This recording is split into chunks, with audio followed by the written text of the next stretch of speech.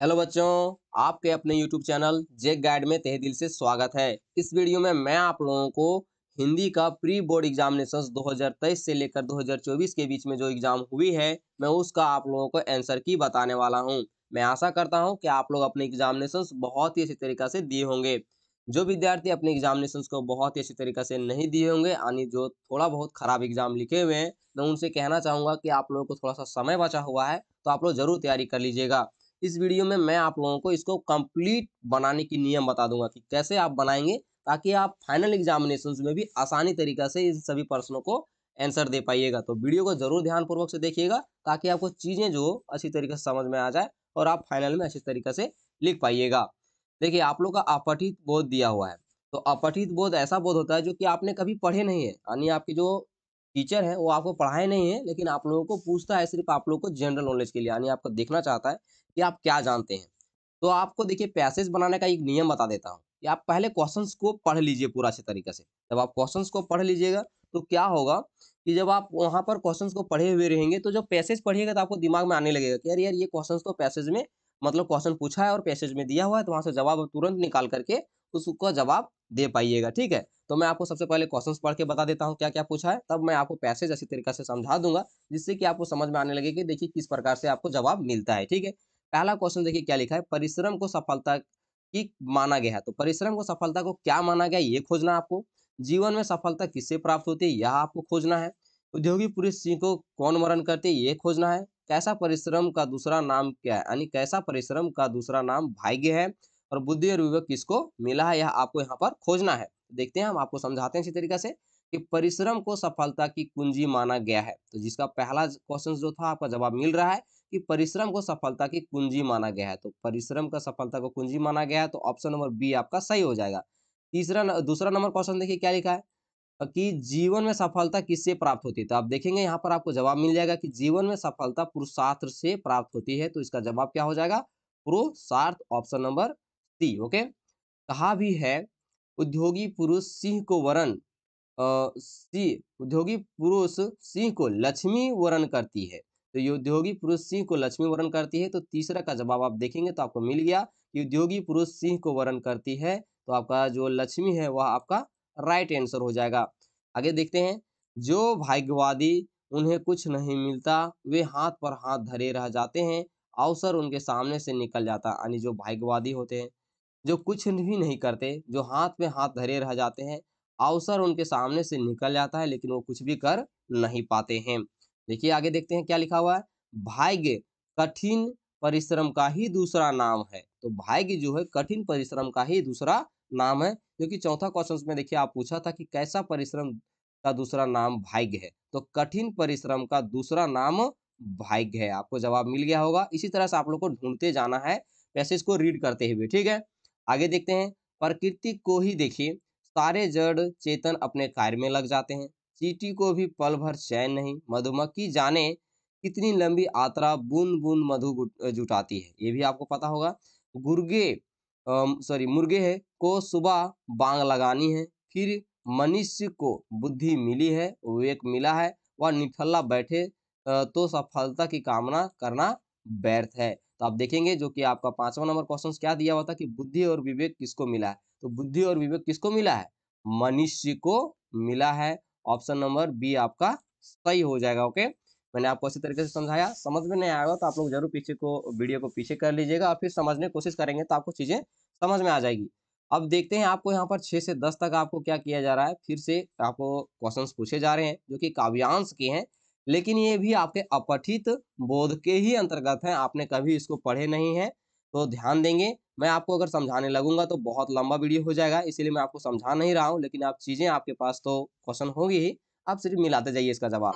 क्या लिखा हुआ है आप देखेंगे तो लिखा हुआ है कि क्षण भर रुककर किससे विश्राम करने कहा जा रहा है। तो क्षण भर रुककर किसे विश्राम करने कहा जा रहा है, तो नदी को क्षण भर रुककर विश्राम करने को कहा जा रहा है। क्वेश्चन नंबर 7, नदी ने किसे पुकारा। तो नदी ने किसे पुकारा है, तो कमजोरों को पुकारा है। क्वेश्चन नंबर 8, नदी का जीवन कैसा है। तो नदी का जीवन जो है वह संघर्ष भरा है। क्वेश्चन नंबर 9, स्रोत का अर्थ है। तो स्रोत का अर्थ होता है माध्यम। क्वेश्चन नंबर 10, जीवन का स्रोत क्या है? तो जीवन का स्रोत संघर्ष है। ओके। क्वेश्चन नंबर 11, साधु का सही स्त्रीलिंग रूप क्या होगा? तो साधु का सही स्त्रीलिंग रूप साध्वी होता है। क्वेश्चन नंबर 12, घोड़ा का बहुवचन रूप होगा? तो घोड़ा का बहुवचन रूप घोड़े होता है। क्वेश्चन नंबर 13, मानव का विशेषण होता है? तो मानव का विशेषण होता है मानवीय।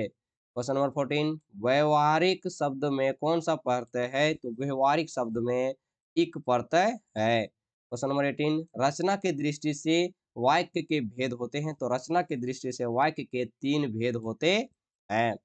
क्वेश्चन नंबर 16, सजीव का सही विलोम होगा? तो सजीव का सही विलोम निर्जीव होगा।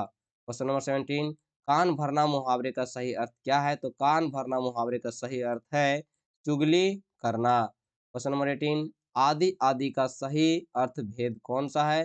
तो आदि आदि का सही अर्थ भेद आरंभ अभ्यस्त है। क्वेश्चन नंबर 19, नानी आदाना मुहावरे का सही अर्थ है? तो नानी आद आने का सही अर्थ होता है परेशान में पड़ना या संकट में पड़ना। ओके। क्वेश्चन नंबर 20, जो लड़के परिश्रम करते हैं वे परीक्षा में सफल होते हैं। यह वाक्य कौन सा वाक्य है? तो यह वाक्य मिश्र वाक्य है। फिर से देखिए, आपको अब खंड खा में आप देखते हैं, सॉरी गा में, तो आप देखिएगा तो पाठ्य पुस्तक से है, यानी जो चीजें आप पढ़िएगा वो आपको पाठ्य पुस्तक से चीजें मिलेगी। ये जो कविता आप देख रहे हैं, यह कविता आपके कैदी और कोकिला से लिया गया हुआ है, तो ये चीजें जरूर याद रखेंगे। 21वां नंबर क्वेश्चन देखिए क्या लिखा हुआ है कि प्रस्तुत पंक्तियां किस कविता से ली गई हैं?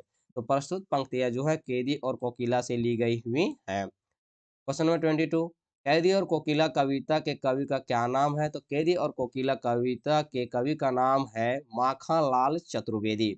देखिए, मैं आपको जो चीजें एक बताने के लिए भूल गया, आपके एक मित्र हैं, आपके अंशु दे, जमशेदपुर के रहने वाले हैं, वो उन्होंने इस क्वेश्चंस को भेजे थे, जो कि उनका ये 22वां नंबर क्वेश्चंस गलत है। उन्होंने एग्जाम बहुत अच्छे तरीके से दिए हुए हैं, लेकिन 22वां नंबर क्वेश्चंस को उन्होंने वो मिस्टेक कर गए हैं। ओके। क्वेश्चन नंबर 23 देखिए क्या लिखा हुआ है कि कवि ने किसे संबोधित कर रहा है? तो कवि ने किसे संबोधित कर रहा है? तो कोयल को संबोधित कर रहा है। क्वेश्चन नंबर 24, कवि किसके काले घेरे में बंद है? तो कवि जो है जेल की दीवार की काली घेरे में बंद है। क्वेश्चन नंबर 25 में क्या दिया हुआ है? ललधद ने किसको सच्चा ज्ञान माना है? तो ललधद ने आत्मज्ञान को सच्चा ज्ञान माना है। क्वेश्चन नंबर 26, कवि ने गांव को किस डिब्बे सा खुला कहा है? तो कवि ने गांव को मरकत के डिब्बे का खुला सा कहा है। क्वेश्चन नंबर 27, मेघ आए कविता में मेघों के आने की तुलना किससे की गई हुई है? तो उसे प्रवासी अतिथि, यानी जो बाहर से आने वाले अतिथि या तो दामाद आप कह सकते हैं, उनको कहा गया है। ओके, जरूर याद रखेंगे। क्वेश्चन नंबर 28, बच्चे काम पर जा रहे हैं, कविता में कवि की पीड़ा का विषय क्या है? तो उनका पीड़ा का विषय है बालकों का मजदूरी करना। क्वेश्चन नंबर 29, सब श्वासों के श्वास में पंक्ति का क्या अर्थ है?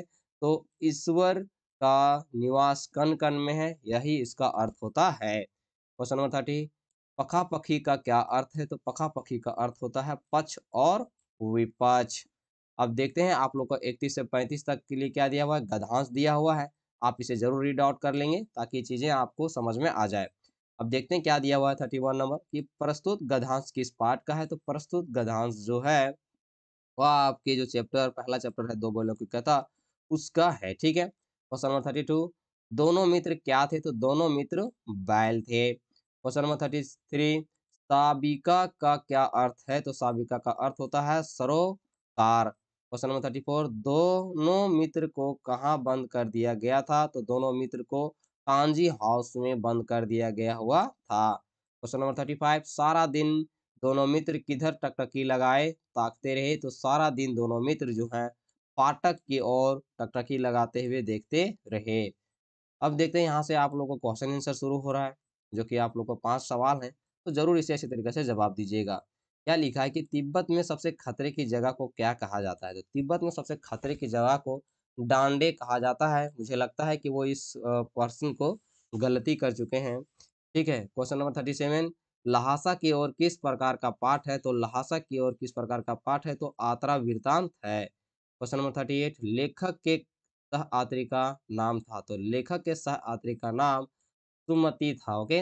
क्वेश्चन नंबर 39 सालिम अली क्या थे? तो सालिम अली पक्षी विज्ञानी थे। क्वेश्चन नंबर 40 सालिम अली के एयरगन में कौन सा चिड़िया घायल होकर गिरी थी? तो सालिम अली के एयरगन में जो है गौरैया चिड़िया जो घायल होकर गिरी हुई थी। अगर वीडियो में आप लोगों को इंटरेस्ट लगा हो तो वीडियो को जरूर लाइक करेंगे, अपने मित्रों में जरूर शेयर करेंगे, ओके, ताकि उन्हें भी पता चले कि उन्होंने कितना सही किया हुआ है और कितना गलत किया हुआ है। तो चैनल को सब्सक्राइब करने के लिए नहीं भूलिएगा। मैं आप लोगों को बहुत ऐसी चीज़ें अवेलेबल करवाऊँगा जो कि आपके एग्ज़ामिनेशंस के लिए इम्पोर्टेंट होगी।